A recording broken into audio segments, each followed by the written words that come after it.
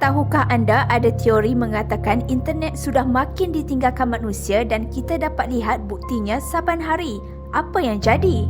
Perkembangan AI terlalu laju hingga kini teknologi itu bukan sahaja boleh membuat video yang realistik, malah membina skrip, post sehinggalah ke komen. Ini sangat mengecewakan pembuat video dan penulis yang selama ini memerah otak untuk menghasilkan karya kreatif tapi akhirnya disaingi oleh robot AI yang lebih laju dan mempunyai komen peminat yang ramai. Malah bilangan kandungan yang bercerita tentang sesuatu topik, bilangan likes dan share boleh memandu algoritma yang menentukan apa yang sedang tular dan apa yang tidak. Ketika inilah bermulanya proses internet ditinggalkan manusia. Adakah internet masih rancak? Ya, pada ketika itu media sosial dan YouTube masih mempunyai banyak video baharu. Malah website akan ada banyak ulasan berita terkini.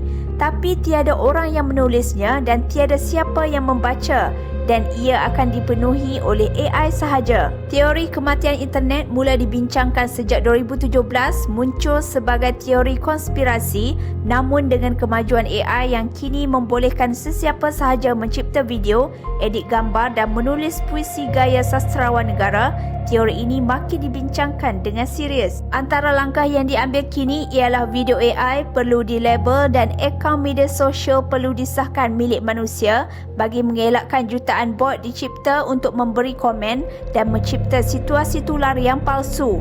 Apa yang manusia akan buat selepas internet menjadi palsu?